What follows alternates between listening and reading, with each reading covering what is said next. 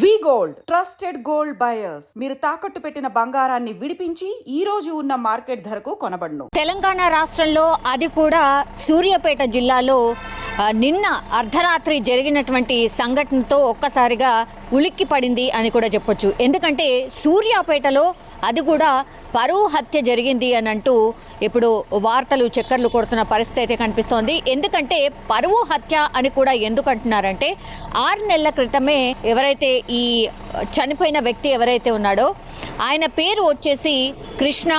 ఆయన 6 నెలల క్రితమే కులాంతర వివాహం చేసుకున్నాడు. అది కూడా తల్లిదండ్రులకు ఎదిరించి వీరిద్దరు కూడా కులాంతర వివాహం చేసుకోవడం జరిగింది. ఇది ఇష్టం లేనటువంటి తల్లిదండ్రులే ఈ హత్య చేయించి ఉంటారు అని అంటూ ఇప్పుడు వార్తలు అయితే చక్కర్లు కొడుతున్న పరిస్థితి. అండ్ అతన్ని కూడా భయంకరంగా బండరాళ్లతో మోడీ హత్య చేసినటువంటి సిచ్యువేషన్ అయితే ఉంది.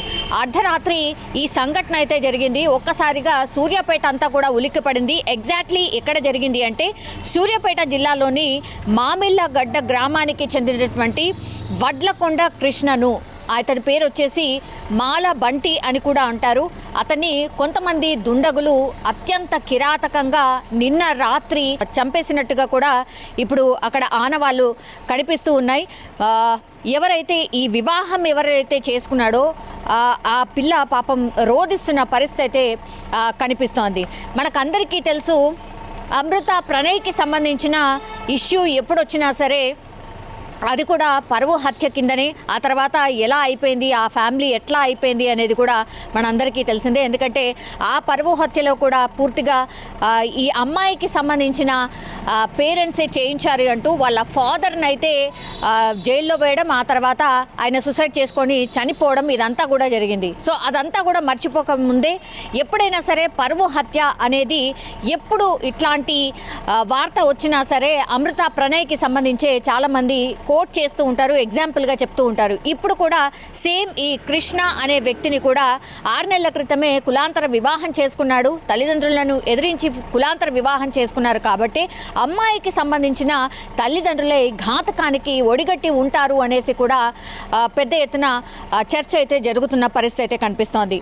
ఒక్కసారిగా ఈ హత్య జరిగిన తర్వాత అక్కడ పరిసర వాతావరణం అంతా కూడా పూర్తిగా మారిపోయింది. అందరూ కూడా దీని గురించే మాట్లాడుతున్న పరిస్థితి అయితే కనిపిస్తోంది. పోలీస్ ఇన్వెస్టిగేషన్ అయితే మరోవైపు జరుగుతున్న పరిస్థితి. అయితే ఈ కృష్ణ ఎవరైతే ఉన్నారో 6 నెలల క్రితం కులాంతర వివాహం చేసుకున్నాడు. కానీ అతడు కొన్ని హత్య ఇన్సిడెంట్స్లో ఇతను చాలా కేసుల్లో, పలు హత్య కేసుల్లో కీలక నిందితుడుగా ఉన్నాడు ఈ కృష్ణ అనే వ్యక్తి.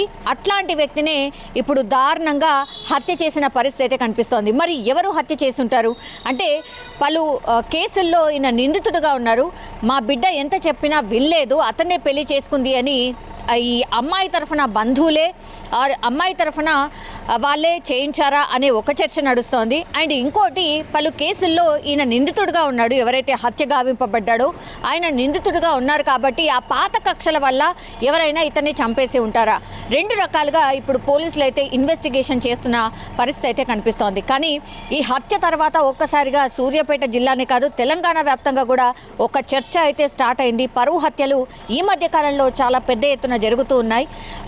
మా పరువే ముఖ్యం, పిల్లలు ఎటుపోయినా సరే అనే ధోరణి ఇంకా కూడా తల్లిదండ్రుల్లో, ఇంత టెక్నాలజీ వచ్చినా, ఇంత సమాజం ఇంత మారిపోయినా, అంటే ఎవరు ఆడపిల్ల కావచ్చు మగపిల్లడు కావచ్చు ఎవరైనా సమానమే అనుకుంటున్న టైంలో కూడా ఇట్లాంటి పరువు హత్యలు జరుగుతున్నాయంటే తల్లిదండ్రులు ఇంకా కూడా ఆ మోసే ధోరణిలోనే ఉన్నారా అనేటువంటి చర్చ కూడా పెద్ద ఎత్తున నడుస్తోంది. కానీ ఏం జరిగిందో ఏంటో మరికొద్ది గంటల్లోనే పోలీసులు తేల్చే అవకాశం అయితే ఉంటుంది.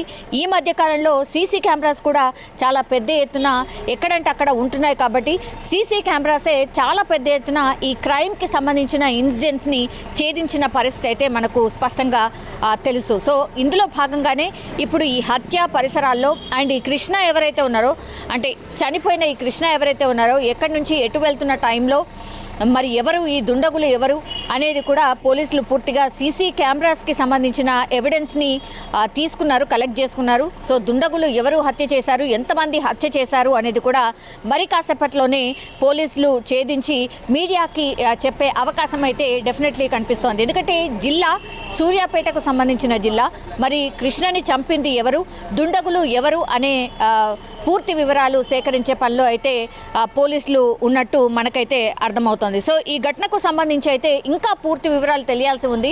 ఎందుకంటే కులాంతర వివాహమే కారణమా, లేదంటే ఈయన కొన్ని కేసుల్లో నిందితుడు కాబట్టి ఆ నిందితులు ఎవరైతే ఉన్నారో అంటే పాత కక్షల వల్ల ఈయన హత్య చేశారా, ఈ రెండు కోణాల్లో కూడా పోలీసులు అయితే దర్యాప్తు చేస్తున్న పరిస్థితి అయితే కనిపిస్తోంది.